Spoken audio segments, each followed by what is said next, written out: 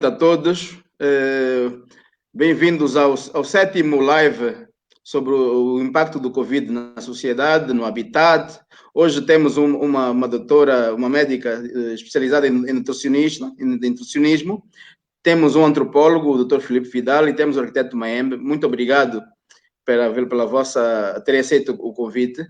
E pronto, é no mesmo formato, já conhecem, né? A ideia é refletirmos e apontarmos algumas recomendações para mitigar o impacto do Covid. Doutora Paulina Semedo, até a título introdutório, o que é que nos apraz dizer sobre o tema?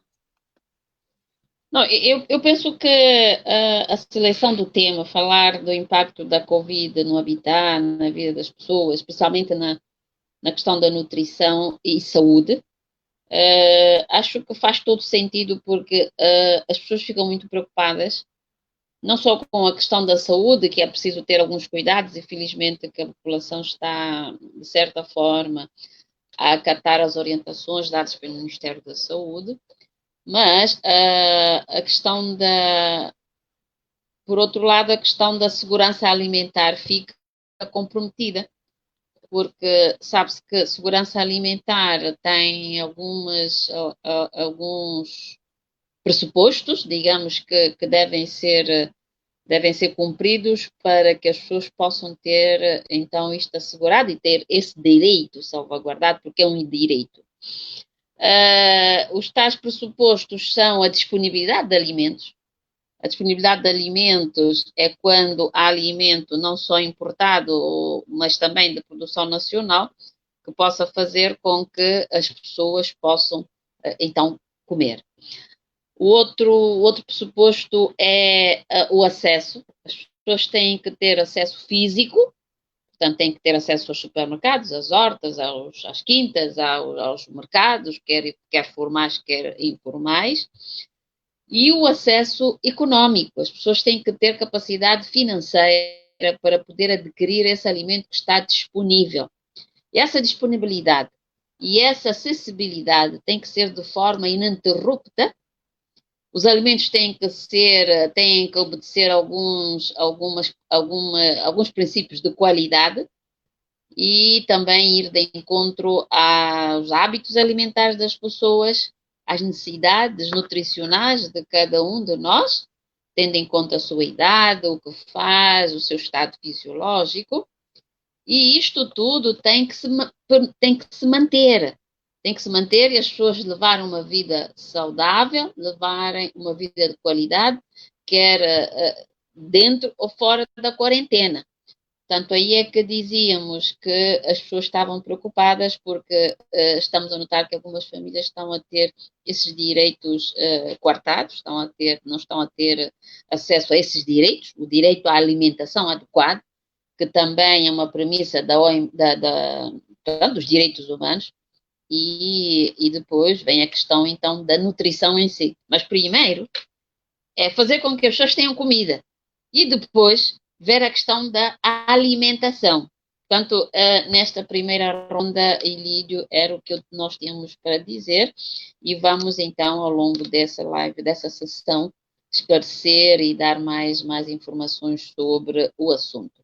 Portanto, eu passo a palavra a ti para poderes prosseguir com a tua moderação. Muito obrigado, doutora Paulina Semedo. Arquiteto José Maembe, dando continuidade aqui a título introdutório. Bem, em primeiro lugar, eu quero agradecer o convite que o colega Ilídio faz. É muito feliz em trazer um tema desse a debate. É um exercício de cidadania que qualquer um de nós, profissionais, nas diferentes áreas, vai contribuir para esse combate deste inimigo invisível. E eu hoje me coloco numa posição um pouco difícil, porque tenho dois colegas no painel que também aproveito para saudar, de especialidade diferente da minha. E digo que tenho uma posição muito difícil porque praticamente todos aqueles aspectos ligados à arquitetura, ao urbanismo, já os colegas que participaram nos anteriores debates foram felizes também em trazer conceitos, em trazer ideias, soluções possíveis para mitigar esse problema que nós vivemos. No entanto, com a vossa permissão, eu vou procurar levar o debate para aquilo que a doutora Paulina Semedo já começou por dizer, que tem a ver com a segurança, né? Ela falou da segurança alimentar. Eu vou me cingir mais para os aspectos de segurança pública e daqui tirar uma fatia daquilo que é o meu dia a dia profissional, porque, na verdade, para essa pandemia, nós precisamos garantir aos cidadãos segurança. Segurança não só no aspecto físico das pessoas, mas segurança, sobretudo, na resposta que se pode dar às pessoas que estão acometidos ou que virão a estar acometidos da pandemia.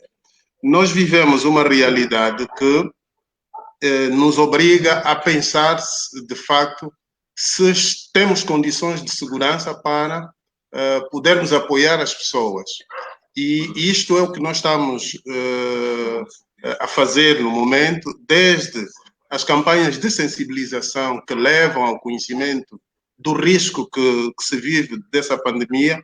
Deixa lembrar aqui que é um risco invisível, que é um inimigo invisível, e que a atenção que se deve dar à população é um cuidado que vai demonstrar que as pessoas, ou que há alguma segurança para elas. Então, eu vou procurar cingir a minha contribuição mais para os aspectos que têm a ver com a segurança.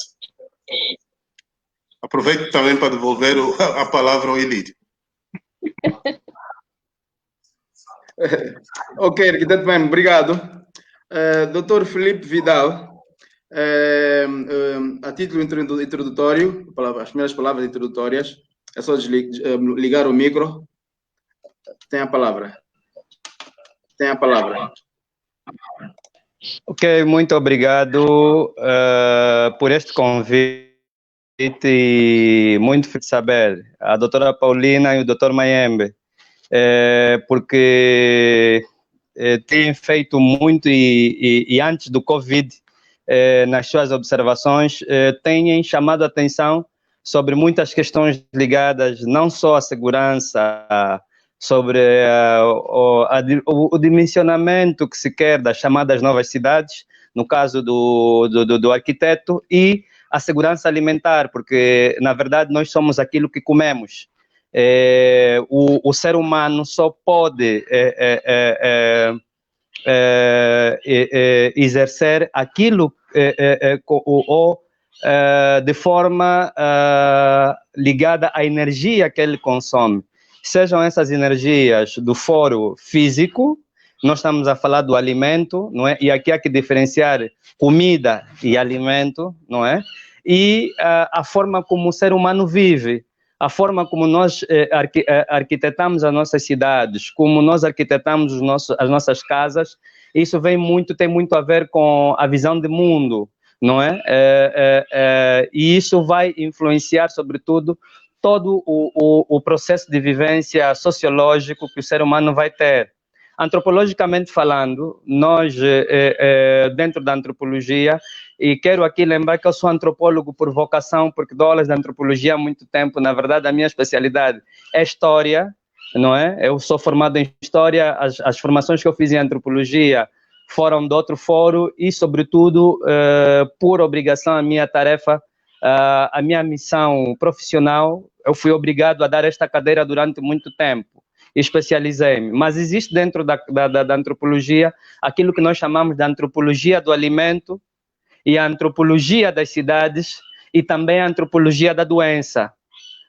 Porque a antropologia é uma ciência que estuda o homem em todos os tempos, em todos os lugares, nas três dimensões, na dimensão cultural, na dimensão social e na dimensão física. Nós estamos a falar de uma pandemia da Covid-19.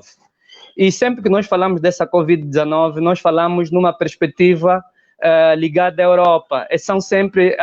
Nós queremos sempre resolver os nossos assuntos africanos, já que a Covid chegou aqui, e eu queria dizer aqui que a Covid não é uma doença africana. não é uma patologia de foro africano, ela veio de avião. Se não fosse a lata que voa, se me permitirem o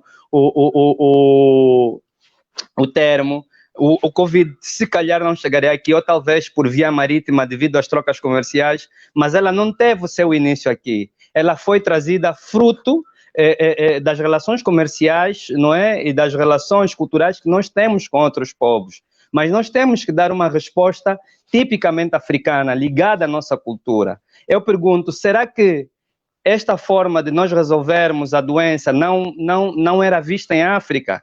É preciso que nós, os africanos, voltemos às nossas origens. O princípio das chamadas doenças infecciosas já existia em África.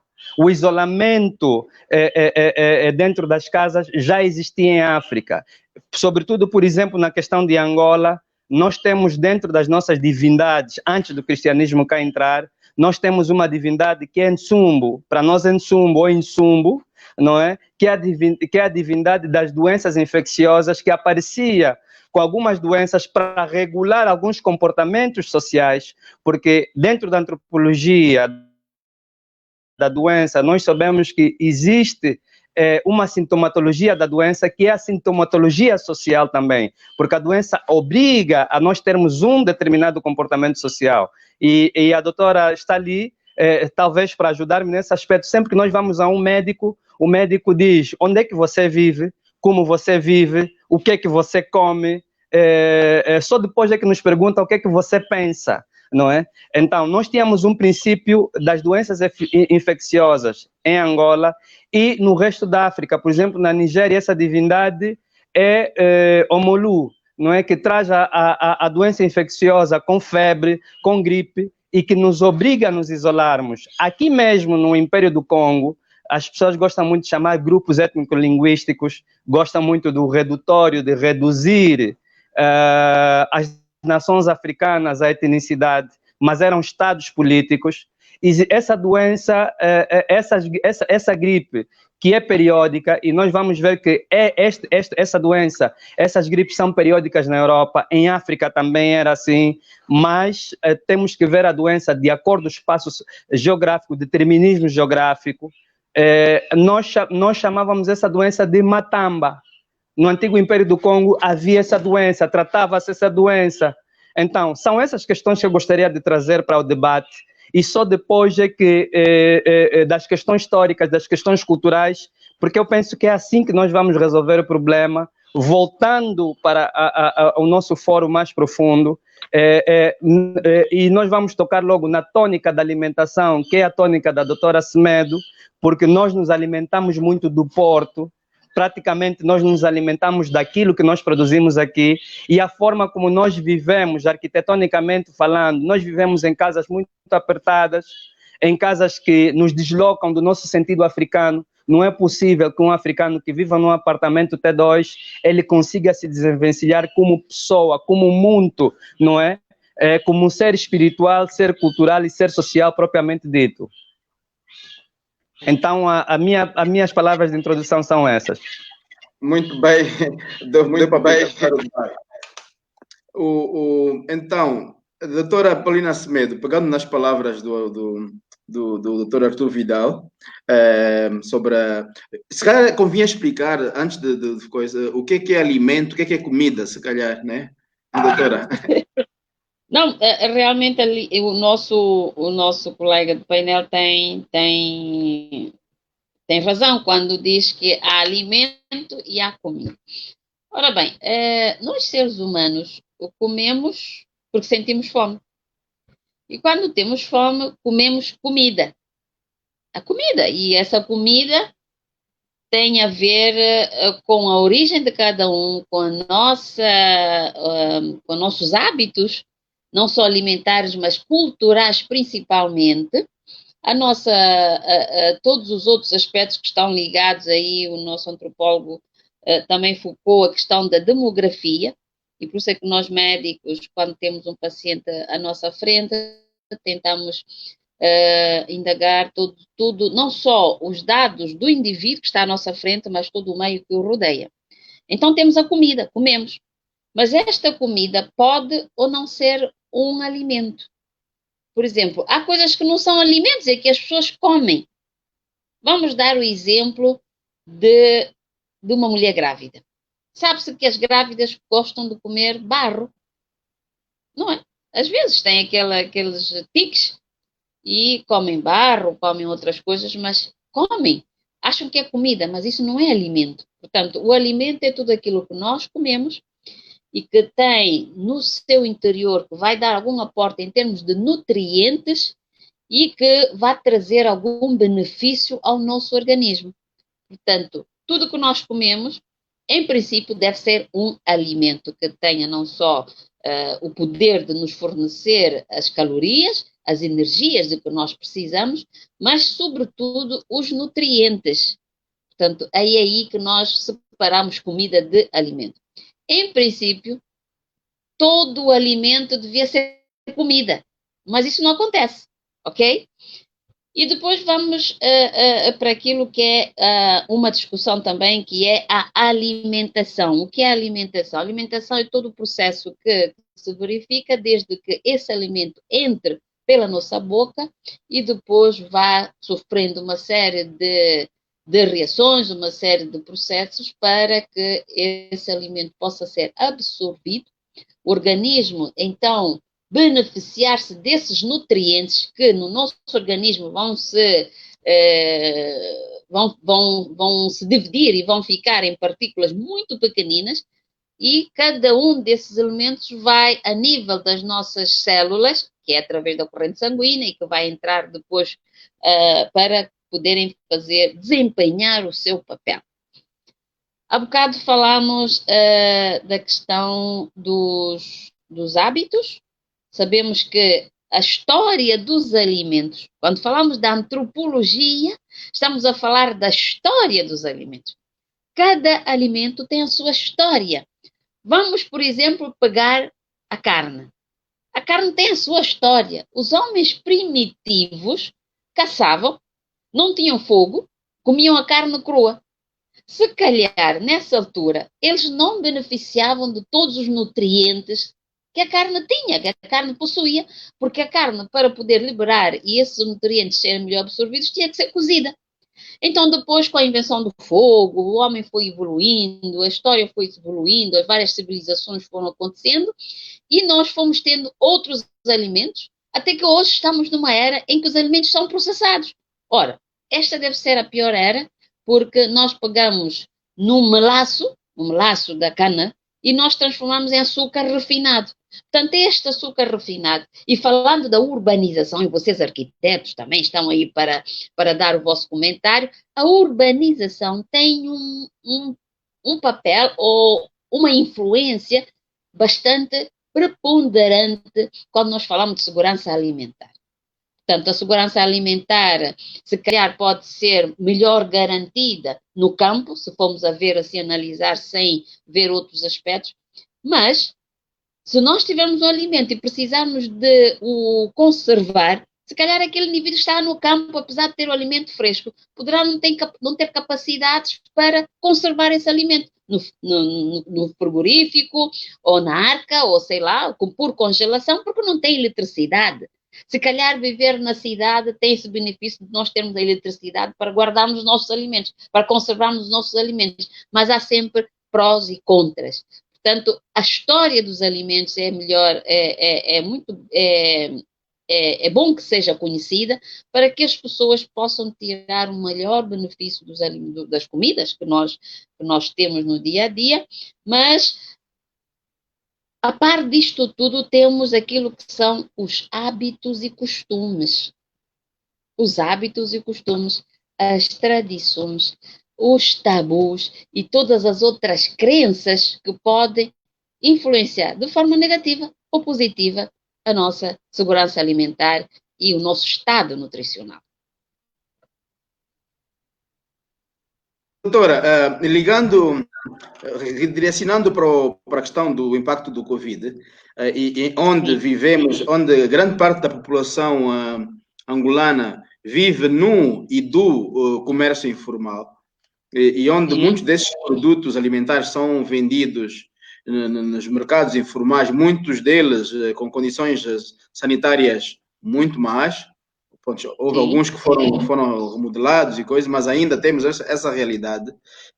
Sobre esse aspecto da segurança alimentar, principalmente das pessoas que vivem nas periferias urbanas e cuja urbanização não lhes permite a conservar e ter melhor cuidados alimentares, né? O que é que tem a dizer sobre isso? Direcionando... Exato. A questão da qualidade, a questão da higiene. Então, nós quando falamos de segurança alimentar e nutricional, estamos a elencar esses pilares, que é o acesso, a disponibilidade, o consumo, a tendência, a estabilidade, mas o próprio conceito já engloba a qualidade. Os alimentos têm que ser inócuos. Inócuos quer dizer incapazes de provocar doença. Mas, falando dos nossos mercados informais, e não só informais, mesmo alguns estabelecimentos comerciais não cumprem as regras, as boas práticas de higiene para permitirem que esse alimento não seja um veículo de doença. Começando por quem? O alimento em si não provoca doença, o alimento provoca doença quando ele é mal manipulado. Portanto, quem manipula os alimentos são as pessoas. Da mesma forma que nessa Covid, e disse bem aí o nosso colega do painel, vem numa lata, o Covid não anda, vem numa lata. E vem numa lata em quem? Nas pessoas. Portanto, são as pessoas, o homem é o veículo número 1 para transmissão e propagação de doenças. Falando de higiene alimentar, as senhoras, começando pelas senhoras que vendem os alimentos, o local onde estão a vender este alimento, onde vão conservar os alimentos, a forma como pegam os alimentos e o próprio comprador, o próprio consumidor, quando compra esse alimento, como é que vai transportar esse alimento. Por exemplo, nós vemos pessoas que fazem compras, põem as compras no porta-malas do carro, vão trabalhar e depois à noite chegam a casa e tiram essas compras. Essas compras vão para o frigorífico ou vão para onde quer que seja, mas já tiveram o tempo suficiente, no caso dos laticínios ou dos frescos, etc., o tempo suficiente para desenvolverem aí a cultura das bactérias, portanto, as bactérias crescem nesses meios e então assim provocar doença e vão dizer, eu comprei um alimento estragado. Não, você não comprou alimento estragado. Você comprou alimento bom, mas não aplicou as regras básicas para manter esse alimento inócuo até chegar à sua casa. Portanto, nós, quando compramos alimentos, temos que saber manipulá-los, temos que conservá-los de forma correta para que possam manter essa propriedade de inocuidade, isto é, de não provocar doenças. Portanto, a higiene começa por nós, temos que estar limpos para poder manipular alimentos, temos que ter alguma higiene para cozinhar os alimentos, à hora de comer temos que lavar as nossas mãos, e ainda bem, eu acho que o Covid-19 é um mal, ok, mas nunca em nossa vida lavamos tantas vezes as nossas mãos. Eu penso que isso veio para levantar a questão, a importância de lavar as mãos, tanto é que isto foi o ano passado em Roma, quando estivemos na cimeira da FAO, sobre o Códex Alimentares. O Códex Alimentares é uma organização da FAO que trata da questão da qualidade, da rotulagem, etc., dos alimentos. Então, aí determinou-se o dia da inocuidade alimentar. Por quê? Porque vem crescendo a nível do mundo as doenças provocadas por alimentos. Não que os alimentos sejam maus, mas sim os alimentos estão a ser mal manipulados. As pessoas não têm as regras de higiene, as pessoas não aplicam as práticas boas, básicas, para que esse alimento possa, então, ser alimento e nutrir as pessoas. O alimento não foi feito para provocar doenças, o alimento foi feito para nutrir as pessoas. E nós temos que ter todo o cuidado. Portanto, o Dia Internacional da Inocuidade Alimentar veio mesmo para, creio que seja 17 ou 18 de julho ou junho, não me recordo, para chamar a atenção da necessidade de aplicar regras básicas de higiene para as pessoas não apanharem doenças consumindo alimentos e água. Portanto, esse é o nosso comentário do momento. Muito obrigado, doutora. Arquiteto Maembe. Passando a palavra sobre É importante também dizer que o arquiteto Membe, para além de arquiteto, também é bombeiro. Está ligado à segurança pública. É só para... Mas é que é segurança pública, né? Das pessoas. Muito bom. De facto, as duas intervenções foram brilhantes.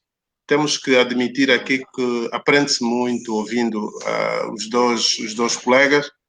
E, como dizia no início, eu estou colocado hoje num desafio tremendo.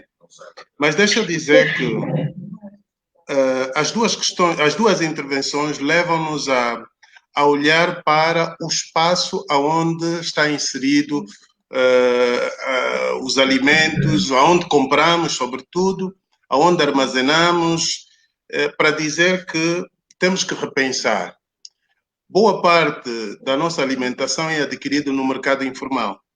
E é neste mercado informal onde não estão criadas as condições de higiene para que os alimentos cheguem às nossas casas em boas condições.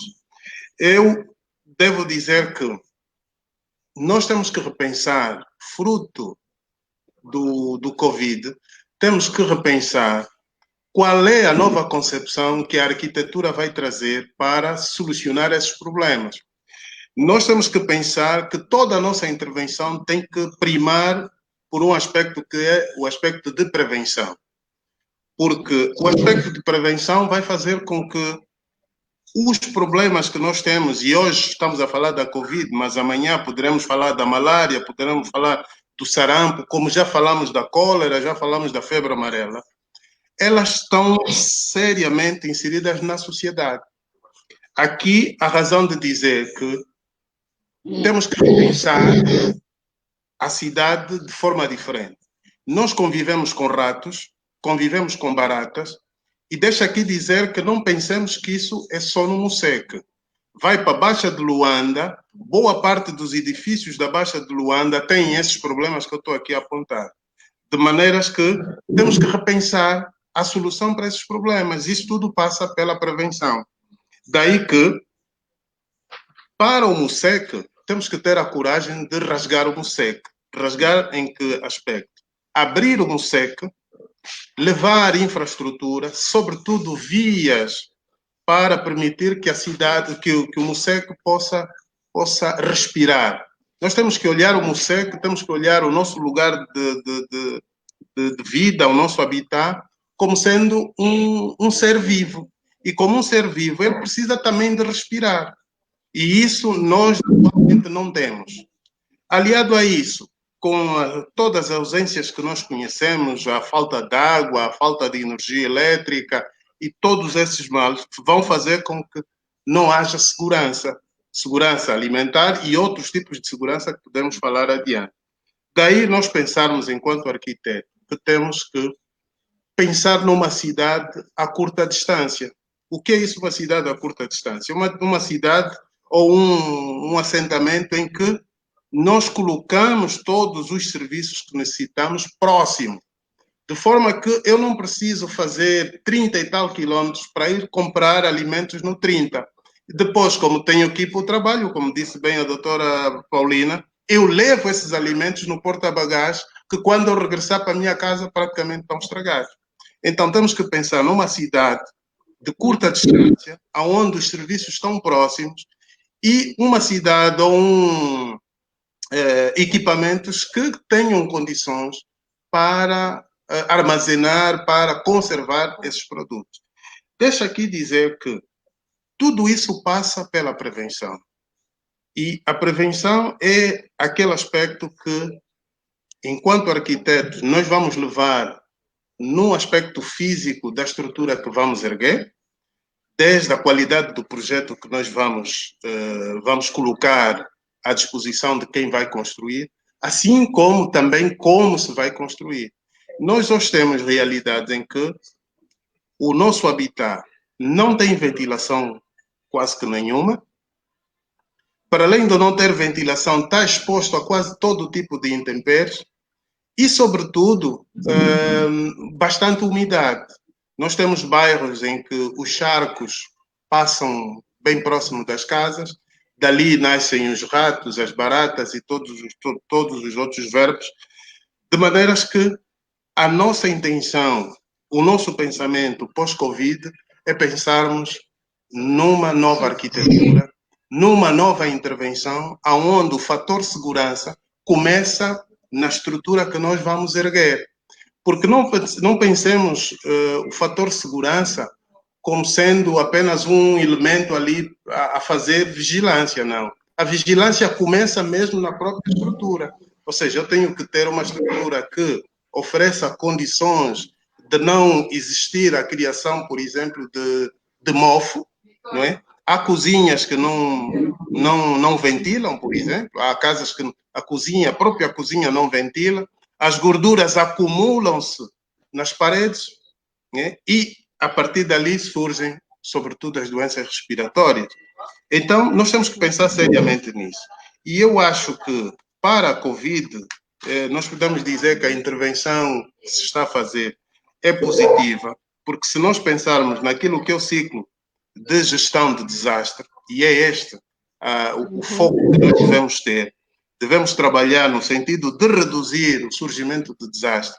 E quando eu dizia que a prevenção é fundamental, a prevenção faz com que os 4 pilares fundamentais sejam a base para que se consiga estabelecer, vamos assim dizer, o bem-estar. Porque quando eu aplico a prevenção, eu faço com que se evite o surgimento de um evento que pode ser, no caso, uma epidemia. E também a prevenção vai ajudar que, caso exista o evento, como é agora o caso da Covid surgiu, nós temos que criar condições para que ele fique circunscrito só mesmo naquele espaço onde ele surgiu. Infelizmente, os mocecos que nós temos em Luanda e que, infelizmente, essa tendência se espalha pelo país todo, nós não temos condições para reter, para confinar a epidemia ou qualquer evento ali onde ela nasceu. Ou seja, há condições mais que favoráveis para que ela se expanda. Então, os fatores de prevenção devem trabalhar no sentido de confinar a epidemia só naquele lugar. E também temos um outro grande problema, que é o problema de intervir, portanto, naquilo que é a gestão de desastre, a preparação. Nós temos o problema de parte da nossa população não estar preparada. Por isso, a Covid vai nos trazer uma nova etapa da nossa vida, que é alterarmos o nosso cotidiano. Nós temos que aprender novamente regras que pareciam ser normais. A doutora disse muito bem, nós nunca lavamos as mãos tantas vezes quanto estamos a lavar hoje. Portanto, temos que alterar o nosso cotidiano. E aqui é a questão da preparação. Nós temos que levar mais trabalho comunitário para que as pessoas conheçam de facto qual é o risco que se vive. E aqui no caso da Covid, repito, é um risco invisível. As pessoas têm que conhecer o risco e têm que ter consciência que o risco está permanente, está ali presente. E para além disso, nós temos que ter condições de dar resposta. E aqui na resposta temos um grave problema.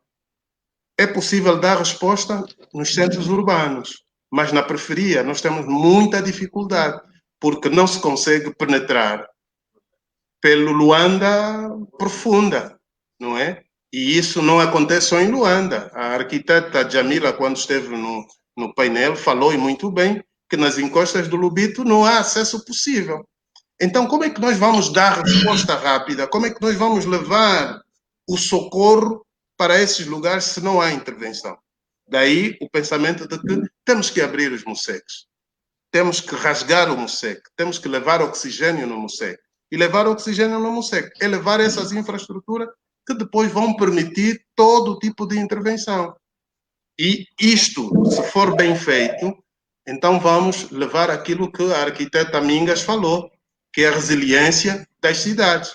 Porque se não houver prevenção, se não houver preparação das nossas populações, se não houver possibilidade de darmos resposta rápida a essas populações, nós não vamos reconstruir o risco na vertente positiva. Ou seja, vamos vamos reconstruir o risco em cima do risco.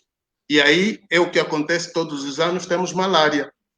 E hoje podemos ver que a malária já está a matar mais do que a Covid em Angola. Portanto, é esse pensamento que devemos trazer, de pensarmos na vertente de prevenção para levarmos aquilo que nós chamamos de segurança. Ok. Muito obrigado pelo subsídio. E, doutor Vidal, estamos a falar de nossos hábitos e costumes. O Covid veio, de certa forma, a disciplinar, a manter o distanciamento social. A nossa cultura é muito ligada, muito de proximidade, de estarmos uns com os outros, nos óbitos, nas festas. Gostamos muito de estar muito próximos uns dos outros. Como é que vê, de forma antropológica, nossos hábitos e costumes, acha que vão mudar com o Covid? Como é que vê? A cultura é dinâmica e é estática ao mesmo tempo. São as leis da cultura. E é muito prematuro dizer que a Covid-19 vai mudar os nossos hábitos e costumes, porque os nossos hábitos e costumes são milenares. São milenares. Embora que veja que mesmo até o processo de colonização que os povos africanos, e falo dos povos africanos em Angola, porque é de Angola que nós estamos a falar, passaram, nós ainda conseguimos resistir culturalmente e manter alguns hábitos enraizados. Isso está no nosso DNA. Então, para mim, eu não correria o risco prematuro de dizer que o Covid-19 vai mudar completamente os nossos hábitos. Claro que, por via do processo da doença, e a doença, é preciso que se diga que a doença vem sempre como critério da verdade. A doença vem sempre como critério da verdade. Os mais velhos mukongos dizem que quer saber quem realmente é uma pessoa, espere o dia que ele vai morrer ou espere que ele fique doente. Porque você vai visitar essa pessoa e vai saber como ele vive. No óbito, você vai saber que tipo de família ele tem. Então, o Covid-19 veio como critério da verdade para reorientar o mundo todo. Não é só a África, o mundo todo. Veio mostrar, por exemplo, que grandes potências como os Estados Unidos da América, não é? A chamada onipotência, não tem um sistema de saúde pública. Nós não encontramos em Nova Iorque um sistema de saúde pública. E é fácil explicar isso por causa da visão deles de mundo. Porque a pessoa lá é mercadoria, persona, a questão jurídica. Pessoa quer dizer máscara, não é? É simplesmente um objeto. Por isso é que eles são objeto de direito e não sujeito de direito. E a Europa levou muito tempo a ver o indivíduo como alma vivente, como divindade. Em África, não. A África foi deslocada da sua visão de mundo e nós ainda temos essa visão de mundo. Em África é quase inadmissível o meu vizinho ter óbito e eu não ir no óbito do meu vizinho. Na Europa é normal. Por quê? Porque é a nossa visão de mundo. E é a visão de mundo que orienta a sociologia, a história, a geografia, o direito e a própria medicina. Por que o português, quando chegou aqui, criou o chamado Instituto de Medicina Tropical? Em Portugal não existia medicina tropical, porque ele encontrou patologias que estavam ligadas ao determinismo geográfico, ao tipo de meio ambiente que ele encontrou. Então, Covid não vai mudar tudo, porque nós temos um determinado ambiente, e nós estamos a ver, e é só ver o gráfico de morbilidade e mortalidade do vírus Covid em África, não está a fazer tantas... embora que, vou brincar um bocadinho, Deus é preto, é africano e angolano, não é? Porque o que nós vemos nos nossos mercados como o 30, como eu fui fazer mesmo visita de estudo há 2 semanas no mercado do Catinton, e não é possível, porque se o vírus tivesse entrado no mercado, quer dizer, o Catinton era o meio de transmissão do vírus e era letal para a população de Luanda. E veja que o nosso ambiente nos protege de alguma forma, o tipo de alimento que nós temos nos protege de alguma forma. Quer dizer, são todas essas condicionantes. E agora, e veja, a grande questão das mudanças do hábito parte da educação da própria população. E eu vou concordar com o nosso arquiteto, a nossa população não está educada. E onde é que nós vamos aproveitar e educar a nossa população? Ali é onde entram as escolas. Nós temos um sistema de ensino, o subsistema de ensino, e falo um bocadinho como professor, não prevê o ensino dessas medidas epidemiológicas, porque o nosso sistema, e talvez esteja a ser um bocadinho exagerado, mas penso que é verdade, que o nosso sistema de governação não vê a questão de saúde pública como uma questão de segurança nacional. Nós estamos, por exemplo, a reclamar que o Covid vai alterar a economia. Quem faz a economia são as pessoas. Alguém que fica doente não vai trabalhar. Muita atenção. Nós, por exemplo, agora estamos com um discurso de que temos que recuperar o tempo perdido. Não. A natureza quis que nós parássemos um pouco para refletir. Se o vírus foi inventado ou não foi inventado, mas acho que houve uma mão invisível lá bem longe, que quis que o mundo todo parasse e que cada um de nós parasse para reorientarmos a nossa vida para daqui a 100 anos, para daqui a 50 anos. O que é que nós queremos de facto com as próximas gerações? Nós não vamos recuperar tempo perdido nenhum, porque esse tempo passou. Foi o tempo que nós precisamos para refletir. As medidas econômicas que se quer se aplicar, por exemplo, está a se falar dos eurobonds, falando um bocadinho da antropologia da doença, afetando na economia. Na Europa fala-se do eurobonds, aqui fala-se de injetar mais dinheiro na economia. Será que é realmente isso que essa patologia, que esta pandemia quer trazer? Nós vimos esse mesmo acontecimento há quase 84 anos atrás, com a Grande Depressão. Não é? Porque a gripe espanhola veio um bocadinho antes da Grande Depressão. Quer dizer que as doenças, as grandes pandemias afetam um tipo de comportamento humano, isso a nível grupal.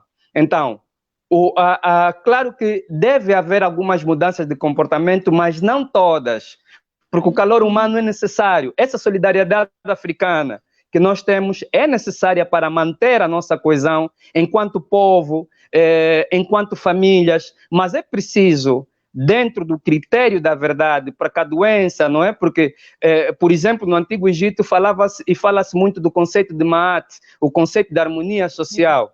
A doença, o Covid, veio destabilizar a harmonia social e veio mostrar o que é, por exemplo, que, de facto, a forma como nós estamos a lidar com o vírus, que, por exemplo, o nosso sistema de governo está a lidar com o vírus, é muito efetiva. Está a ser uma lição para quase todo mundo, não é? Porque nós aqui, devido às endemias como a cólera, como o Marburg, como a malária, etc., criamos um sistema de saúde pública para que as pessoas não morressem em massa. Os europeus não tiveram essas grandes endemias, mas ainda nós vemos nos nossos hospitais pessoas a morrerem por descuido, por exemplo, negligência médica. Jovens, por exemplo, nós temos uma população jovem e se nós formos, na maior parte dos óbitos nos nossos cemitérios, são jovens que estão a ser enterrados. Por quê? Por causa da malária. Não é possível, com os cérebros que nós temos em Angola, com os grandes programas de luta contra a malária, nós não temos erradicado a malária. Não é possível isso. Pelo menos na minha cabeça não cabe. Então, o Covid está a mostrar isso. O Covid, por exemplo, veio mostrar que, afinal de contas, quando se quer, existe solidariedade. Veja que a primeira medida que se criou, logo que viu-se uma ristia de que haveria a possibilidade de expansão do vírus, tirou-se os velhos do beiral e colocou-se num hotel, num lugar com mais conforto. Por que não fizeram isso antes? Foi preciso esperar o Covid provocar essas situações. Então, a doença é o critério da verdade, tanto para o positivo como para o negativo. A mudança de comportamento, como lavar as mãos, também precisamos nós termos uma visão mais profunda da África antes da colonização. Temos que saber que o nosso povo foi durante muito tempo animalizado, aselvajado. Nós tivemos uma guerra civil que até agora continua a ter grandes repercussões. Nós temos um país potencial que teve uma endemia mais grave que a Covid, que foi a corrupção, não é? Com que nós estamos a lutar. Isso tudo fez com que as pessoas não fossem educadas. Temos um sistema educativo que está a ensinar as pessoas, por exemplo, está a ensinar os novos estudantes, é bom, mas Será que vai ser bom realmente para nós? Empregamos agora a cadeira de empreendedorismo. Será que todo mundo tem que vender e comprar? Por que não alicerçar e fortalecer a cadeira de higiene e saúde pública nas escolas? Porque a saúde é o imperativo principal. A Covid-19 está a nos mostrar isso. Ninguém doente consegue ir trabalhar. Nós agora paramos a nossa vida. As economias estão de baixas por causa de um vírus invisível. E é preciso, de facto, que nós reflitamos conforme estamos a fazer aqui, todos os especialistas em todas as áreas, pensarmos à volta dos problemas que afetam de facto Angola, na profundidade, sejam eles econômicos, sejam eles ligados à saúde pública, sejam eles políticos, sejam eles jurídicos. A outra questão, a luta da Covid, por exemplo, está a demonstrar algumas fraquezas, sobretudo nas chamadas, como disse bem o nosso arquiteto, ali nos museques. Por quê? Por que temos dificuldades nos museques? Porque o poder está centralizado politicamente falando. Com um tipo de poder centralizado como o nosso, não é possível. Nós temos que ter, e já devíamos ter há muito tempo, as chamadas autarquias. É preciso também deixar de pensar que o povo é uma criança inocente, que não cresceu. Ok, Agostinho Neto tinha razão na altura de dizer que o primeiro princípio é resolver, ou o mais importante é resolver os problemas do povo. Mas hoje em dia não. O mais importante é deixar o povo resolver os seus próprios problemas. Isso é que é importante, porque nós temos que dar a missão de cada um, dirigir a sua própria vida, ter a posse da sua própria vida. Nós queremos limpeza, por exemplo, queremos higiene, mas não há água. Doutor Filipe, já vou lhe passar a palavra para rodarmos. Sim. Obrigado por deste uma boa, excelentes contribuições. Mas eu queria também fazer, antes de passar a palavra à doutora Paulina, pode também abordar a questão hoje muito no urbanismo moderno, fala-se muito em hortas urbanas, fala-se da sustentabilidade alimentar nas grandes cidades. Luanda já é quase uma metrópole, uma megalópole, já somos metrópole, já somos mais do que 10 milhões de habitantes, mas estamos a caminhar para uma megalópole, e depois Luanda é privilegiada porque tem 2 rios e uma grande cintura verde, que é apanha o Rio Kwanza, o Rio Bengo, mas infelizmente importamos ainda, o que comemos importamos muito. Nós temos um potencial hídrico aqui próximo de Luanda e que poderíamos ser autossuficientes de forma alimentar e com proteção alimentar, mas não temos, quer dizer, lá está, e depois continuamente as pessoas ainda vão migrando do campo para a cidade, essa migração massiva do campo para as cidades em busca de emprego. Se calhar o Covid nos põe a pensar do êxodo inverso, do êxodo da cidade para o campo, se calhar com investimentos na área certos, na área da agricultura, chamando jovens, cooperativas jovens para trabalhar na agricultura, e aqui próximo, não precisa ir muito longe, aqui próximo como Catete, Funda, poderia-se criar perfeitamente vilas agrárias para jovens, de forma a não afogarem, descongestionar um pouco os centros urbanos, porque isso ligando propriamente à segurança alimentar, porque nós somos Luanda em 10 milhões de habitantes, mas comemos muito mal. Quer dizer, nos alimentamos comemos mal e nos alimentamos pessimamente mal. Doutora Paulina, isso foi apenas para beliscar um bocado do debate, do ponto de vista, porque no fundo apanha a parte urbanística e também a parte da segurança alimentar. Ok, eu acho que sim, e aliás, foram aqui levantados alguns pontos que mereciam um debate mais aprofundado, mas eu vou pegar só nos mais, digamos, mais pertinentes, digamos assim. A questão da Covid veio não só mostrar a fragilidade em termos das questões urbanísticas. Vimos que as pessoas, se calhar, se nós fôssemos a fazer o tal confinamento da doença, não seria tão eficaz porque não temos acesso.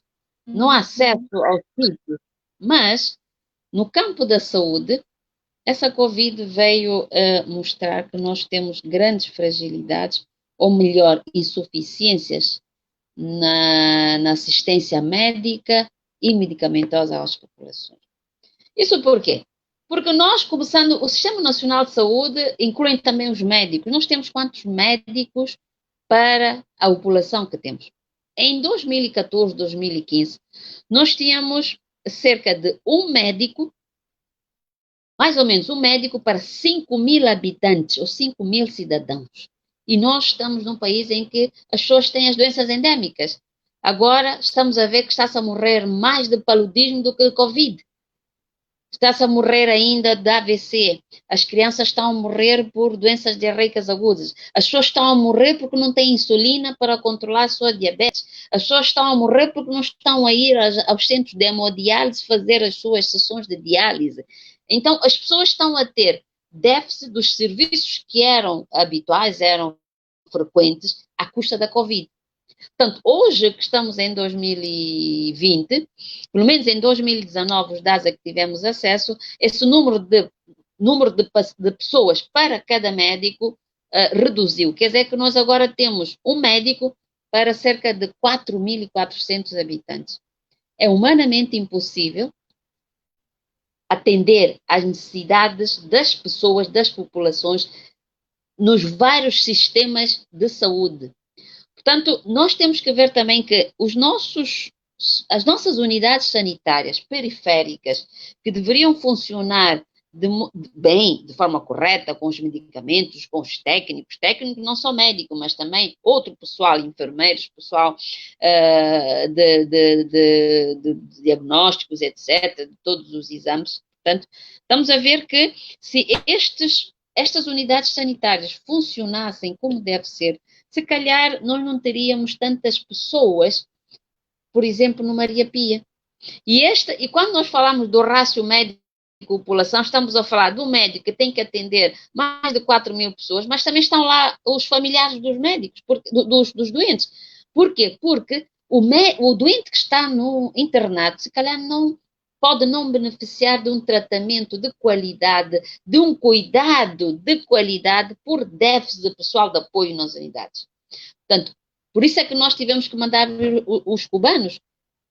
Mandamos vir os cubanos para vir reforçar a nossa equipe médica, a nossa equipe da área de epidemiologia, para não só manejar as questões da Covid, mas também outras doenças, e vão trabalhar nos municípios. É preciso que as estruturas funcionem a nível dos municípios.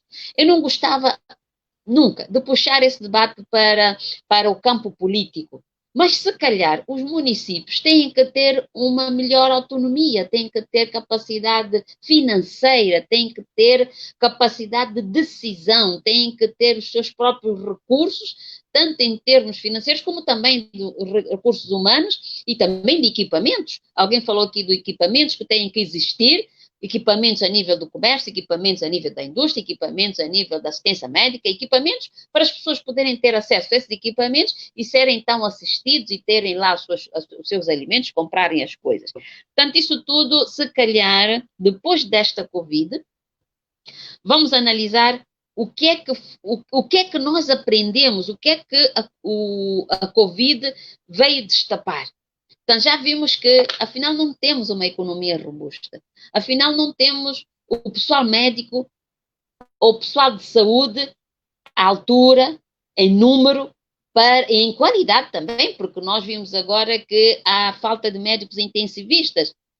Intensivistas porque os doentes, quando têm necessidade de ser assistido numa unidade de cuidados intensivos, precisam de pessoas especializadas para poder manipular as máquinas e dar tratamento aos médicos. Felizmente, os nossos doentes ainda não chegaram a esse estado. Não chegaram aí e não houve necessidade ainda de nós vermos que afinal temos poucos intensivistas, mas os que nós temos ainda não foram totalmente absorvidos porque os casos não foram tão graves. Mas temos aquilo que é grave. Temos assistência primária, os cuidados primários de saúde. Há muitas crianças que têm os seus calendários de vacinação ainda incompletos. O que é que vai isso fazer? Se calhar vai dizer, mas não tem relação? Tem. Porque uma criança, se não for vacinada, ela não está totalmente imunizada para poder combater os vários ataques, vírus, bactérias e outras que surgem, e então podemos ter pessoas, ou crianças e adultos, mais vulneráveis a ter as doenças. E aí vai subcarregar o sistema de assistência médica, ok? A outra coisa que nós também vimos que temos que analisar e encontrar as soluções é a questão da iliteracia da nossa população. É preciso trabalhar muito, muito na educação e informação das pessoas. As pessoas têm que saber interpretar os eventos, os fenómenos. As pessoas têm que saber o mínimo. Há pessoas que não sabem nem sequer calçar luvas, não sabem nem sequer por que estão a pôr uma máscara. Nem sabem que a tuberculose, que já existe há anos, transmite-se falando com as pessoas. Como é que vão perceber que uma Covid precisa de ter ali um pano, uma barreira, para não contaminar a outra pessoa? Então temos que investir na educação para a saúde, temos que investir na informação e graças a Deus os nossos meios de comunicação estão a fazer o seu melhor e aqui nós temos também esse papel, também estamos a fazer essa informação. Estamos a passar informação às pessoas que nos estão a assistir, mas muito mais do que isso é ver também o grau de iliteracia que os nossos educadores até podem ter relativamente a doenças comuns ou eventos comuns, desastres, etc. Porque numa escola as crianças têm que aprender não só o beabá, mas também eventos a que estão suscetíveis, não é? Então é preciso investir na educação, formação das pessoas. Temos que ver que há fraco conhecimento sobre as questões de higiene alimentar. Há bocado falou-se aqui das pessoas que manipulam alimentos. Portanto, é preciso que o programa de formação em higiene e segurança alimentar seja institucionalizado. As pessoas, quando vão pedir um alvará para abrir um estabelecimento comercial, para vender alimentos, devem fazer formação dos seus técnicos, dos seus manipuladores de alimentos. Portanto, esse é um trabalho que já iniciou, mas é preciso que seja massificado, é preciso que seja orientado e que seja obrigatório que as pessoas tenham uma declaração de formação em higiene e segurança alimentar no seu estabelecimento, para que os consumidores, os clientes, vejam, esse pessoal está formado em higiene e segurança alimentar, então tem os cuidados básicos para manipular esses alimentos. A outra questão também que foi apontada aqui é a questão dos nossos recursos hidrográficos. Está certo, temos rios, mas eu nem vou falar dos rios, porque os rios, até a água corre. Os rios até não são problemas. Os problemas são as valas de drenagem. As valas de drenagem que são autênticas lixeiras. O trabalho que foi feito aqui, eu moro aqui ao pé da Assembleia Nacional. Quando esta vala de drenagem foi construída, que passa em frente à Assembleia Nacional e vai desaguar lá na Chicala, era aberto. E nós passávamos pela estrada e víamos ratazanas que saíam dessas valas. Portanto, se calhar tem que se cobrir as valas. Há uma outra vala, e por acaso estamos aqui no meio das valas. Eu moro aqui no Bairro Azul, tem uma vala aqui na Assembleia, à minha direita, e tem outra à esquerda. Porque há uma vala que desce, que vem lá de cima, não sei de onde é, mas vem lá de cima, passa pela Maianga, etc. Vem aqui como é que se chama este bairro? Aqui na Samba, e desce. Mas é uma vala aberta. O que é que nós encontramos lá? Lixo. E aí voltamos à questão da educação. Nossa população nem está educada para não colocar nossa vala lixo. E quando chove, tudo fica entupido, e aí vem as doenças diarreicas agudas, vem o paludismo, vem o sarampo, vem a poliomielite, vem uma série de doenças que têm a ver com a acumulação de lixo e fraco saneamento do meio. E não passou despercebido. Quando choveu, aí acho que foi mês passado, nós tivemos mortes. Em 2 dias morreram 10 pessoas, 10 ou 11 pessoas. Isto foi mais grave que o Covid. Foi mais grave que o Covid, e por causas que são preveníveis. A prevenção é que deve ser implementada.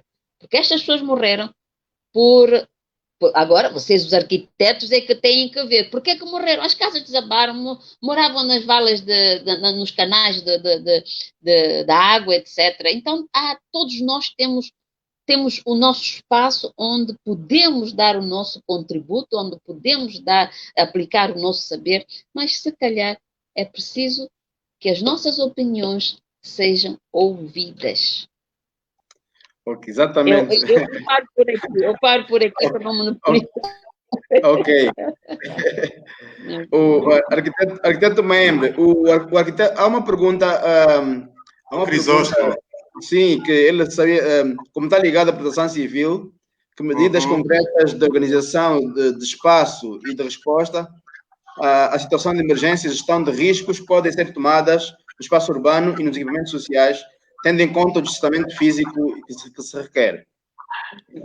Bem, na verdade, no estágio atual, o principal trabalho que se está a fazer é o trabalho de mobilização e sensibilização, no sentido de levar o conhecimento do risco. Este é um trabalho que permanentemente as nossas forças estão a fazer.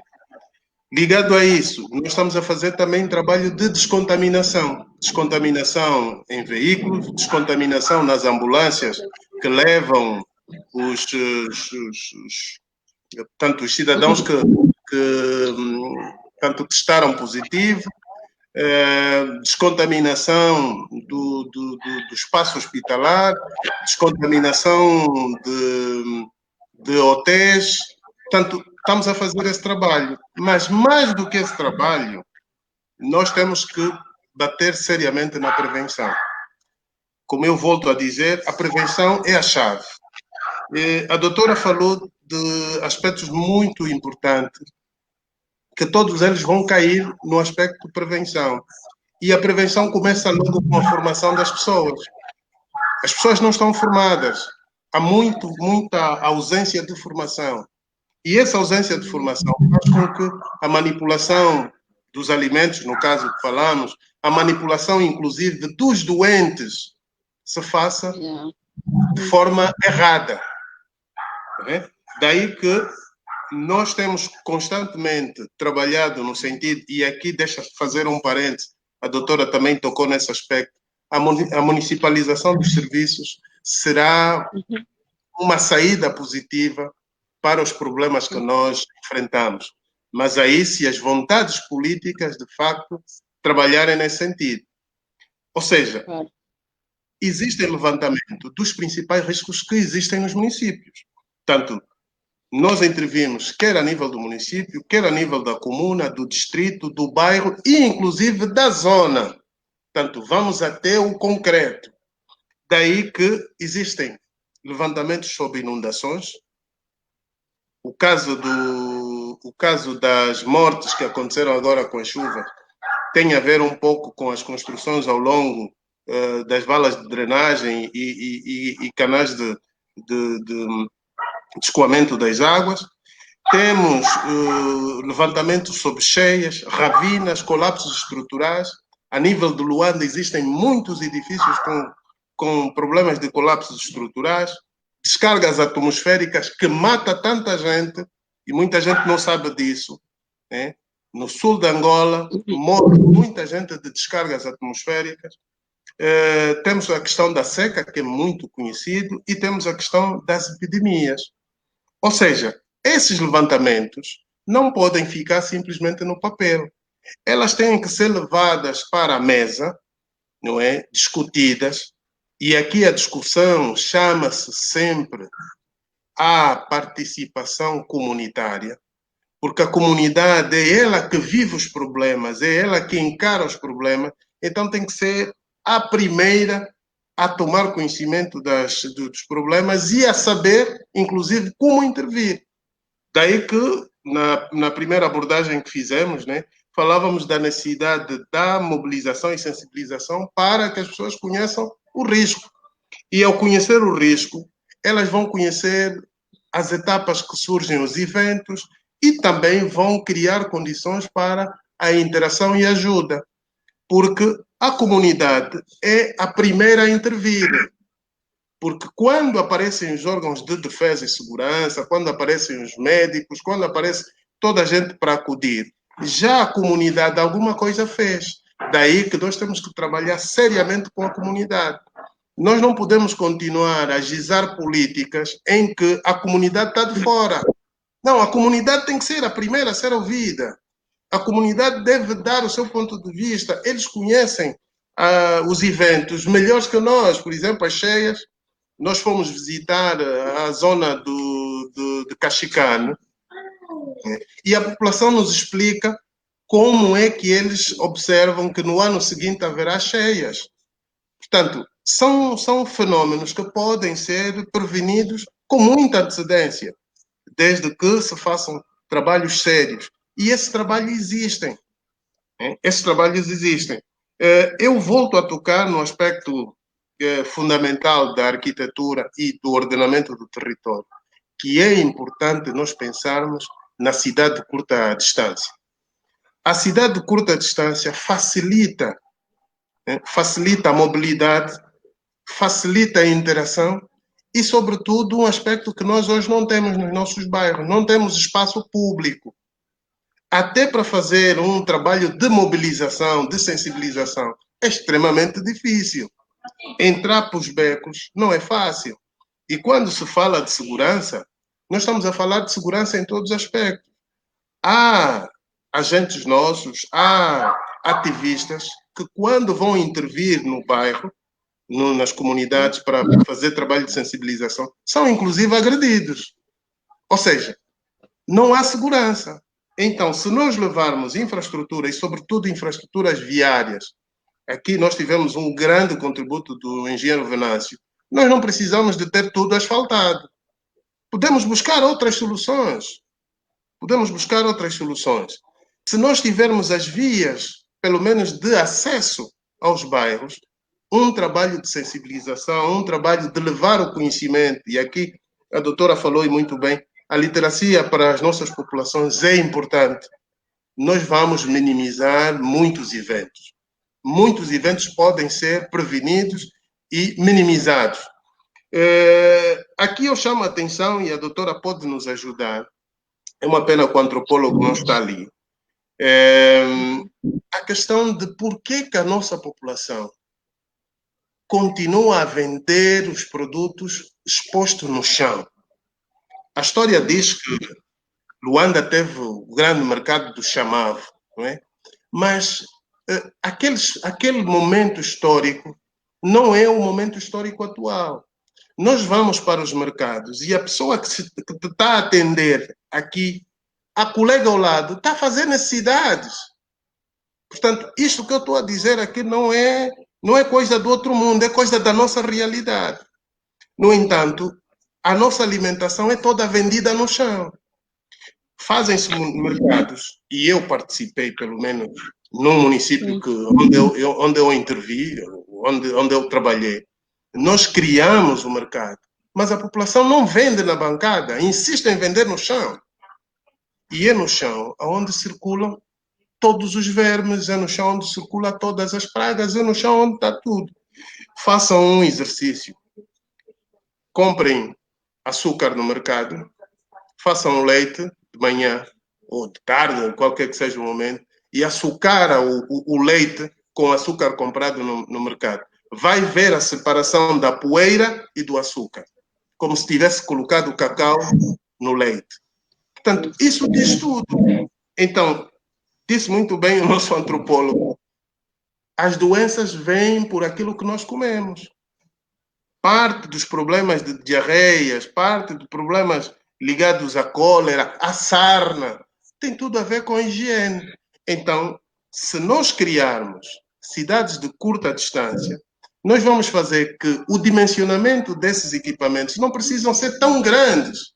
Vão ser dimensionamentos, ou vão ser equipamentos com dimensões consideráveis, né? A dimensão do quarteirão ou do bairro, aonde nós poderemos intervir de forma mais correta, e aqui já se pode colocar distanciamento entre bancadas e também todos os outros fatores de higiene vamos colocar. Portanto, tudo passa por um aspecto de organização. E reza a história que quer a habitação, quer as cidades, sempre sofreram transformações em consequência de pandemia. Portanto, quando se diz que a Covid não vai alterar muito, não é bem verdade. Temos que olhar o contexto das coisas e também das vontades políticas. A Covid veio destapar muitas situações. E é verdade, temos que aceitar isso, a menos que a gente queira fazer meia-culpa, não é? Temos que aceitar que sim, haverão mudanças. E se ficarmos atentos, noutras latitudes, as mudanças já começaram. Hoje já se está a privilegiar mais a mobilidade pela bicicleta em detrimento do veículo motorizado. Já é um efeito. A Holanda, por exemplo, já está a trazer para os restaurantes espaços isolados, mas aberto pelo menos para a visibilidade. Portanto, tudo isso é uma clara demonstração que nós temos que repensar. Nós não vamos continuar a ter as mesmas coisas que tivemos antes. Pensa-se hoje que a higienização do espaço tem que se fazer da melhor forma possível. E aqui a descontaminação, por exemplo, dos veículos e dos espaços tem sido feita, assim como toda a cadeia alimentar, portanto, todos os intervenientes da cadeia alimentar, têm que passar por intervenções que haja uma fiscalização das condições que se criam. E isso faz-se. Portanto, quando se vai emitir a licença ou o certificado para operar, quer o Serviço de Proteção Civil e Bombeiro e a Saúde participam de forma conjunta nas vistorias. E essas vistorias ajudam, sobretudo, a colmatar esses problemas. Porque muitos operadores não têm o cuidado de diferenciar que esses são produtos alimentares e esses são produtos químicos. E nós vivemos isso na nossa realidade constante. Então, a Covid, de facto, poderá ajudar a que se tome uma outra posição. Em termos de saúde, como dizia a doutora, a cidade de curta distância ajuda porque é possível criar aquilo que nós vamos chamar de rede hospitalar. Porque, na verdade, os nossos problemas de saúde não são tratados lá onde acontecem. Nós temos que correr sempre ao hospital de grande dimensão, que vamos dizer que é o hospital terciário. Não é possível superar esses problemas com o nível da ausência de médico que nós temos, um médico para 4.000 pessoas, não é possível. Mas se nós tivermos dentro dos assentamentos redes hospitalares, é possível sim resolver. E aqui há um exercício muito bom, que é o exercício da saúde familiar, ou seja, o médico de família. Já estamos a controlar os 5 minutos. Não, é uma pergunta que já foi feita há algum tempo, mas é para a doutora. Enquanto, antes de passar a palavra ao doutor Filipe Vidal, só para responder aí, há uma pergunta da arquiteta Ana em inglês, que pergunta, do ponto de vista de saúde, quanto tempo, em média, podemos melhorar a questão da educação de base da população? Mais ou menos, esse trabalho realmente é um trabalho que tem que ser feito. Mais ou menos quanto tempo? Uhum. Eu penso que isso não se termina por um número de anos, nem meses, porque isso vai depender muito daquilo que a população traz como os seus hábitos, aquilo que encontra no seu meio. Veja que países desenvolvidos, países já desenvolvidos, levaram anos e anos, levaram décadas para educar a população, mas também não só trabalharam na educação da população em termos de saúde, trabalharam na melhoria das condições sociais básicas. Por que a nossa população vende na rua? Por que a nossa zungueira que vende a fruta com a fruta à cabeça vai para o canto e faz a sua urina? Não é porque ela não sabe que aquilo faz mal. É porque ela sabe que tem que fazer rápido para poder ir vender e conseguir o dinheiro para comprar o jantar e levar para casa. Portanto, aqui há questões sociais básicas que vão, de certa forma, impedir que tenhamos resultados satisfatórios a médio ou curto tempo. Portanto, eu acho que esta Covid aliás, já está a trazer, as pessoas estão a passar fome porque não estão a ter receitas para comprar comida, as pessoas não estão a ir aos hospitais para tratar problemas comuns, problemas mais leves, porque estão com medo de ir para não apanhar Covid e aí agravam o seu estado de saúde. As pessoas não estão a ter assistência. Aí o nosso arquiteto falava do médico de família. Noutros países, o médico de família está a andar de casa em casa para ver, para acompanhar as alterações psicológicas, para ver outros aspectos e que ele próprio pode resolver no local, na casa, na família. E nós não temos isso ainda. Temos falta de médicos para prestar assistência médica nas unidades sanitárias. Vamos ver, é um projeto, o Ministério da Saúde já está a pensar no médico de família, mas ainda não vai acontecer dentro dos próximos tempos. Voltando à questão da reeducação... Doutora... sim, tá, ok. Pois é. Okay. Alguém aqui se lembra da Operação Resgate? Sim. Que começou o resgate. O que aconteceu à Operação Resgate? Simplesmente parou. Simplesmente parou e não se sabe porquê. Não se deu uma explicação à população, às pessoas, aos cidadãos, para dizer, olha, a Operação Resgate parou porque não se deu essa explicação. Mas, naquele período em que a Operação Resgate foi implementada, nós notamos melhorias drásticas, pelo menos na forma de comercialização dos produtos.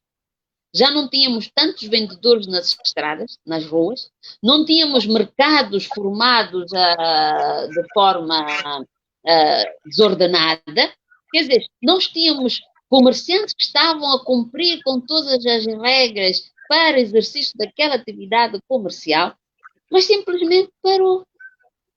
Pois. E agora pergunto, nós começamos as medidas, implementamos as medidas, mas não somos persistentes e consistentes na aplicação dessas medidas. Portanto, Elídio, eu acho que estou a ver que os outros querem também intervir. Sim, pois, porque era a vez do Filipe Vidal, mas, bom, agora, mas nós estamos a 20 minutos de conclusão. Vamos, então, se calhar, a título de conclusão, não digo, mas de remate, ir apontando já algumas recomendações, algumas sugestões. Falou-se muito dos mercados informais, da higiene, dos hábitos e costumes, mas a título de remate e de considerações finais, Dr. Filipe Vidal, o que é que sabes dizer? Tenho que buscar.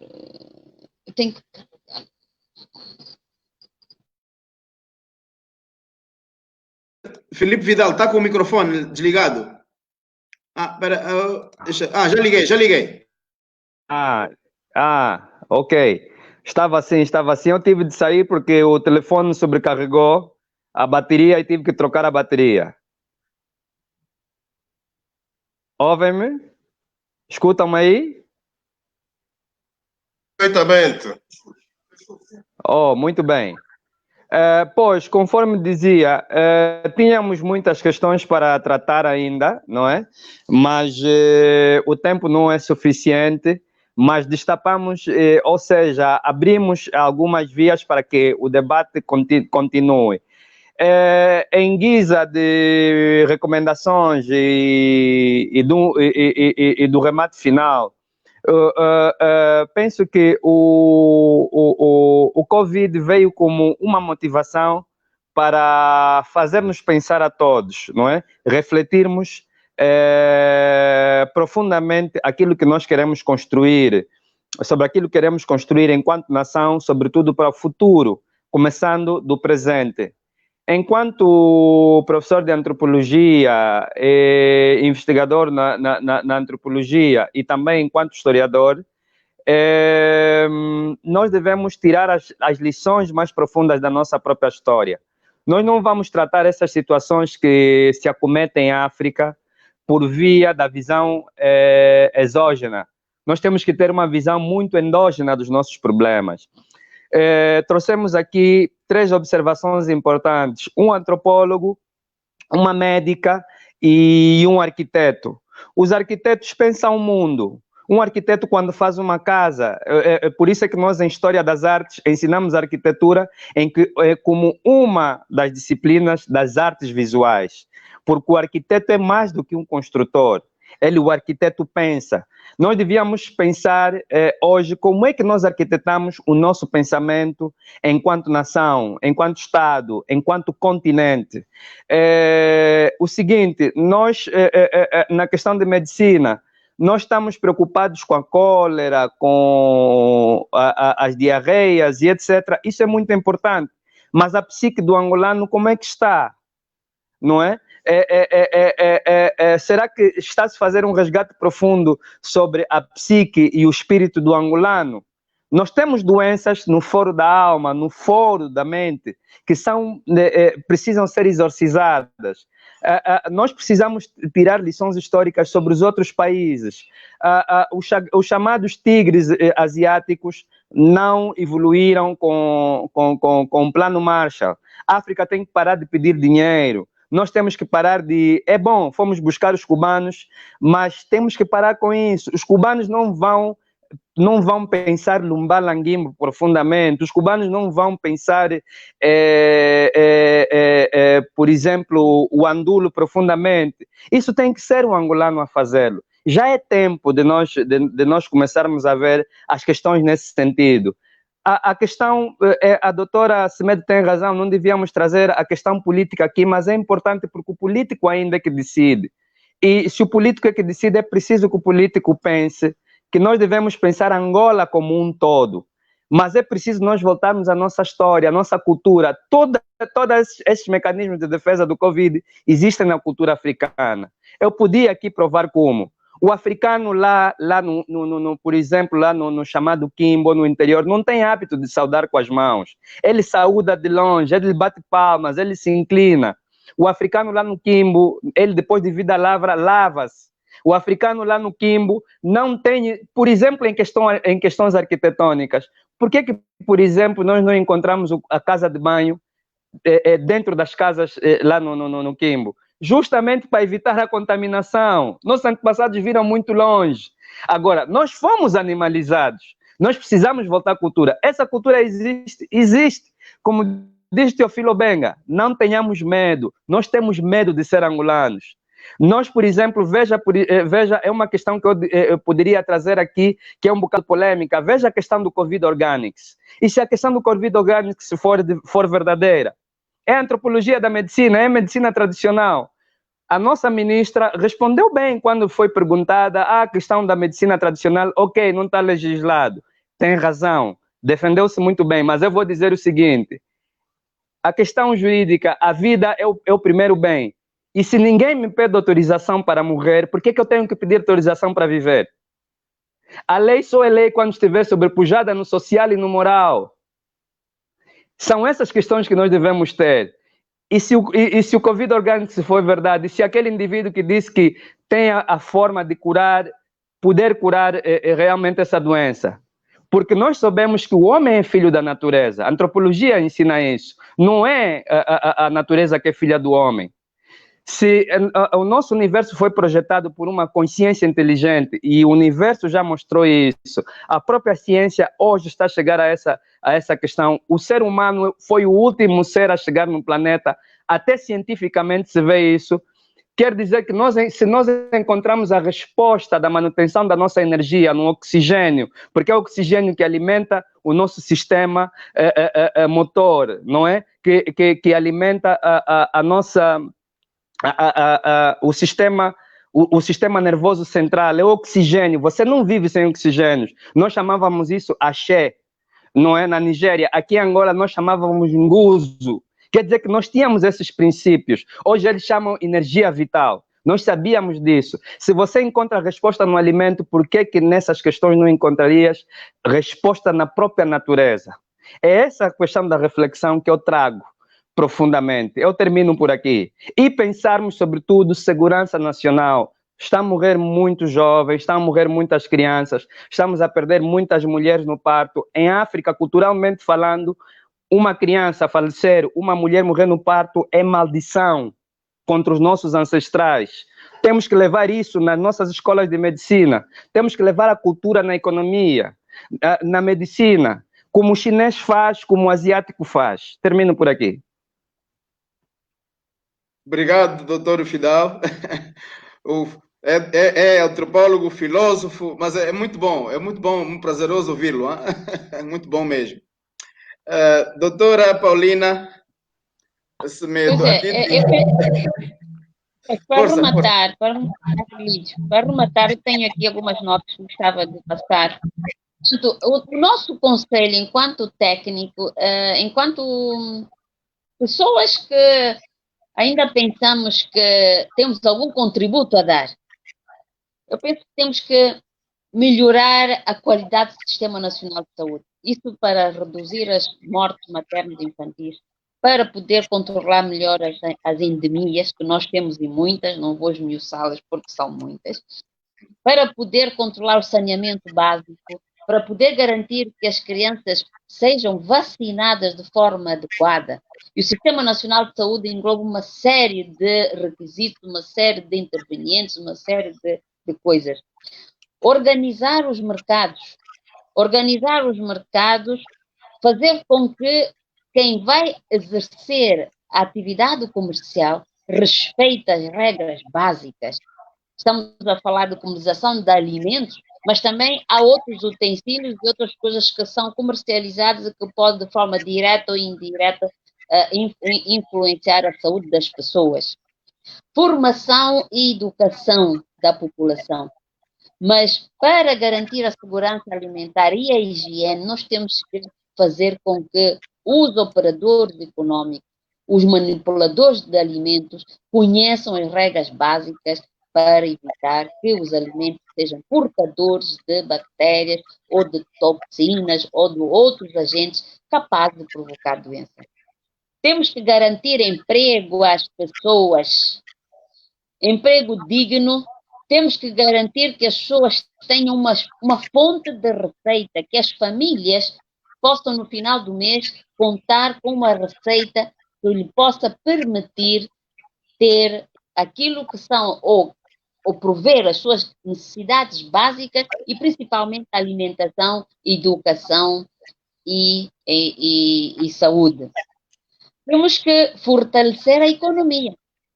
Isso eu deixo para os políticos, deixo para as pessoas da área, mas a economia nacional tem que ser fortalecida para poder, então, o Estado poder assumir aquilo que é a sua responsabilidade.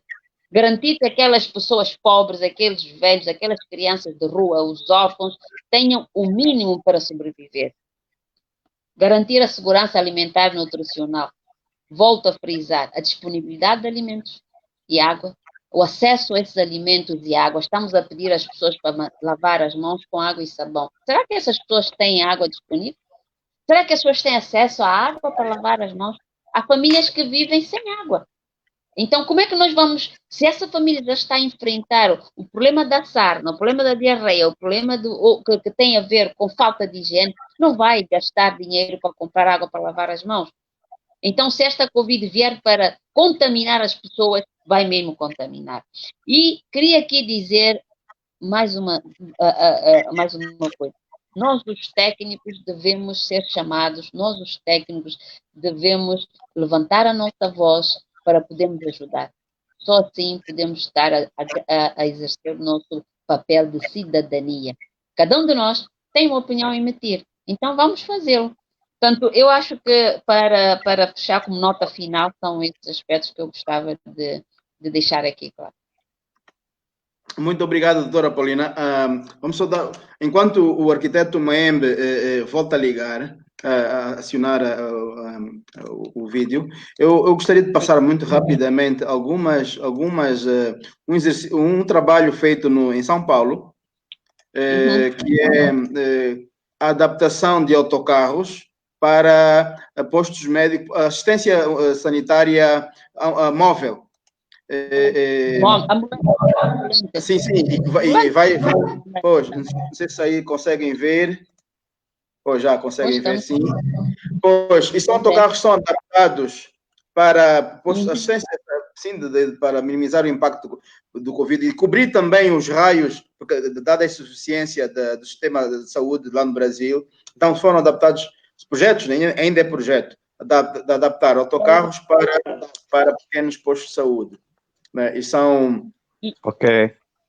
E estes podem ter um programa, tem um plano de trabalho em que ficam determinadas tantas semanas num local e depois movem-se com outro local.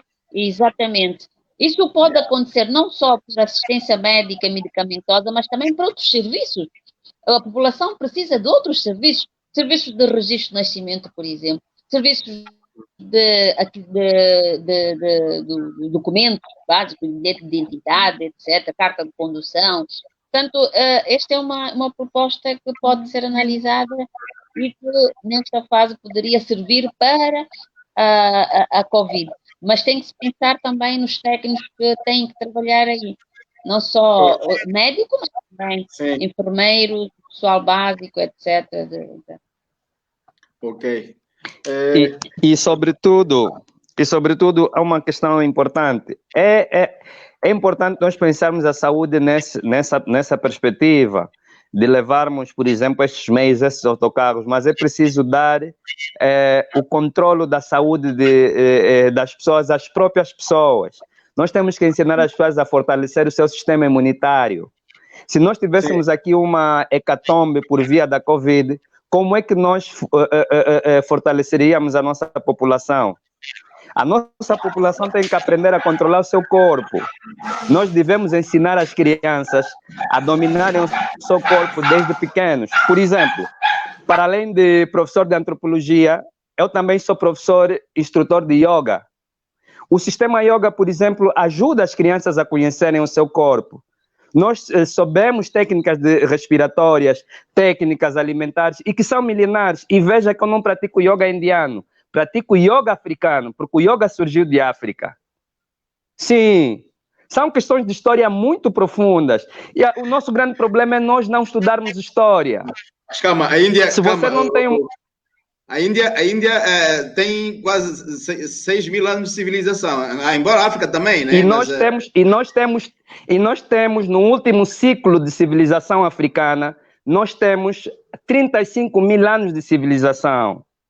Se o ser humano surge há 150 mil anos... Só uma questão.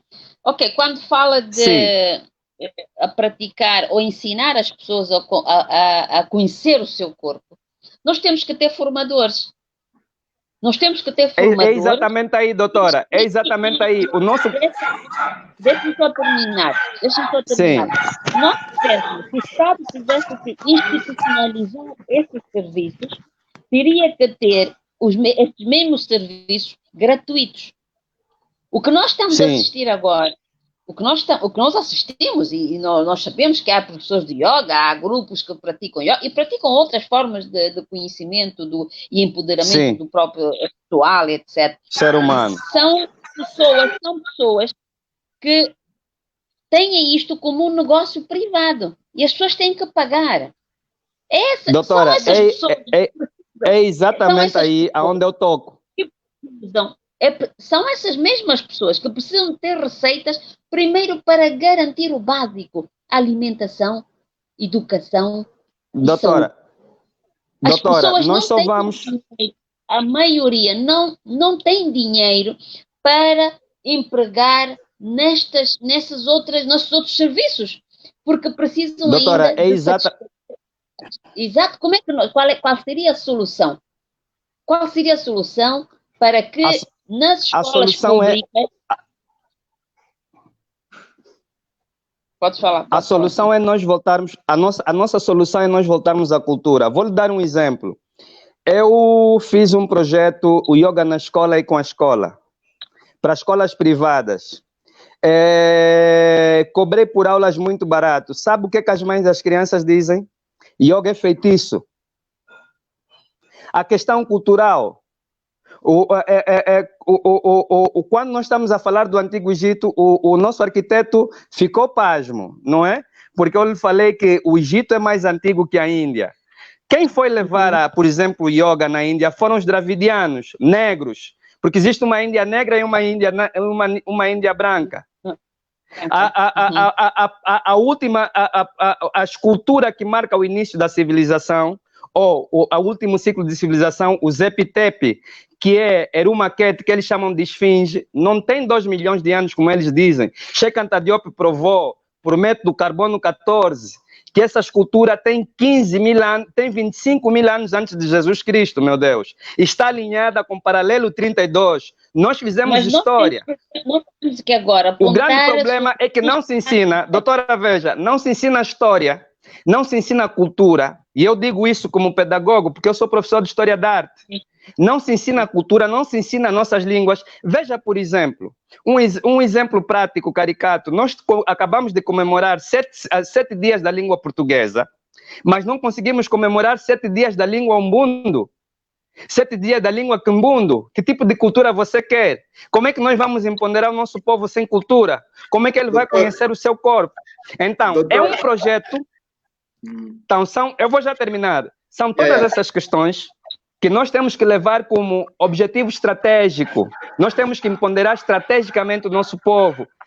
Temos que pensar, fazer pensar em algumas pessoas, como alguns colegas meus, que nem tudo é para fazer negócio, com a vida não se faz negócio. Eu acabei de perder um sobrinho há 2 dias atrás, por negligência médica nos nossos hospitais, porque nós não tínhamos dinheiro para levar para um hospital melhor. E foi triste, porque eu tenho um irmão cirurgião, e o meu irmão, imagina, eu tenho um irmão cirurgião que ele disse, eu podia resolver o problema, mas ele não está, ele está fora. Será que eu tinha que pegar no telefone e dizer, mano, vem e precisas salvar o meu irmão? São essas questões que nós precisamos ter em conta. Pensar nação, pensar potência e unirmos-nos enquanto africanos, como diz o professor Teofilo Obenga. É por aí. Obrigado, doutor Fidal. Mãe, para arrematar, o que é que rapaz dizer? Bem, primeiro, desculpa, é o problema que temos, né? Fiquei sem energia, até ligar o gerador e tal, é o problema. De facto, devo dizer que o debate foi muito proveitoso, aprendeu-se muito. Se eu disser que não aprendi, estaria a mentir. Aprendemos muito. E no que diz respeito à nossa parte, é voltar a dizer que nós temos que trabalhar seriamente nas questões de prevenção. E as questões de prevenção começam agora já na elaboração dos planos diretores. Nós vamos passar para a era da governação municipal e essa governação tem de ter os instrumentos necessários para governar. E esses instrumentos passam pelos planos diretores. Quando se faz um plano diretor, geralmente nós temos as cartas de risco. E essas cartas de risco vão oferecer muita informação para aquele que é o gestor público poder intervir. Então, é um trabalho que já existe, é um trabalho que sempre foi feito, talvez não na dimensão que se devia fazer, ou que se deve fazer, Então temos que aproveitar isso. E a Covid vem nos trazer, de facto, essa possibilidade. Daí nós não perdermos isso de vista. Também é importante aqui tocar num aspecto que eu há dias comentei num dos debates, quando eu dizia que quando um servidor público que coloca equipamentos a serviço da população não serve, não usa esses equipamentos, é porque alguma coisa não está bem. Então, daí é dizer que nós temos que ter coragem de alterar esse quadro. E nós, os arquitetos, somos responsáveis por isso. Temos que deixar de fazer projetos que têm caráter emergencial e temos que passar para projetos que têm caráter de desenvolvimento. Porque são os projetos de caráter de desenvolvimento é que levam o bem-estar. E é isso que nós precisamos. Quando nós comentávamos aqui que por que os vendedores continuam a vender no chão? É verdade, continuam a vender no chão. Mas é possível vender no chão. Mas como? Basta que se criam condições. Quem conhece o mercado da Calemba? O mercado da Calemba não surgiu no período da independência. Surgiu antes da independência. E como é que foi feito? É uma base de betão, foi ali feito e as pessoas, então, colocavam as bancadas para vender. Isto é o mínimo que se pode fazer. Nem isso a gente faz. Portanto, temos que pensar diferente. As soluções são possíveis serem feitas até a baixo custo. Temos que deixar de receber projetos que não foram executados por nós, porque não conhecem nem a nossa antropologia, nem a nossa sociologia, muito menos a nossa história. Nós temos história própria, nós temos hábitos e costumes próprios. E a arquitetura não fica dissociada disso.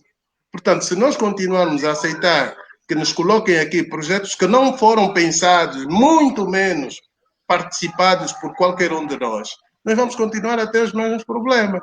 Então, é momento de nós pensarmos diferente. E acho que estão criadas condições para que esse pensamento diferente se faça. Não é possível que a gente continue a assistir os mesmos problemas. É o que nós dizíamos antes. Nós vamos reconstruir os riscos por cima dos riscos. Não é assim. Não vamos criar resiliência continuando a praticar os mesmos erros. Então temos que ter coragem de alterar isso. E alterar isso pode-se fazer. Pode-se fazer e nós estamos aqui disponíveis para poder contribuir. Quero agradecer o Dr. Filipe pelos contributos que foram aqui passados. A doutora Paulina Semedo já é um habitué, né? Acompanhamos pela televisão, mas é sempre um prazer ouvir. Então, os meus agradecimentos ao Ilídio por essa iniciativa e não podemos parar por aqui. O debate tem que continuar. Muito obrigado.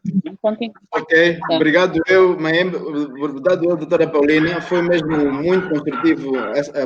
Doutora, força.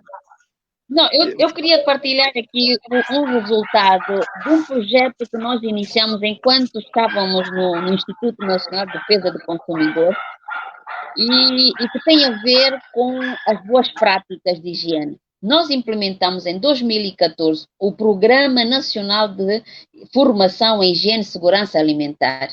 O programa foi lançado, nós conseguimos formar de junho de 2014 até maio de 2020, que foi a altura em que nós saímos de lá, formamos 89 fiscais do INADEC. Portanto, fiscais com competências e capacidade para poder corrigir os erros e orientar os comerciantes. Das 18 províncias, formamos 3.446 pessoas que lidam com alimentos que pertenciam a 1.217 operadores econômicos. Portanto, para dizer o quê? Que há projetos que podem ser alimentados, podem continuar, mas a verdade é que nós às vezes não damos seguimento àquilo que pensamos. Esse é o nosso problema. Entra um líder, sai outro líder. Exatamente. Então, o Programa Nacional de Formação em Higiene e Segurança Alimentar deu bons resultados. As pessoas começaram a ganhar conhecimento sobre como manipular alimentos e já não víamos, já não paramos com os gatos nos supermercados, nos armazéns, pessoas a manipularem alimentos sem luvas, sem máscaras. Portanto, eu penso que boas práticas devem ser perpetuadas. Portanto, como este projeto, há muitos outros que começaram, tiveram algum sucesso, mas depois foram postos de parte. Ok. Obrigado por essa informação. Não sabíamos, é sempre bom partilhar essas informações. Então, mais uma vez, agradecer a doutora Paulina, agradecer ao arquiteto José Maembe e ao doutor Filipe Vidal. Foi excelente. Essa troca de experiências de várias disciplinas foi realmente salutar, conforme disse o arquiteto Henrique, que está na audiência.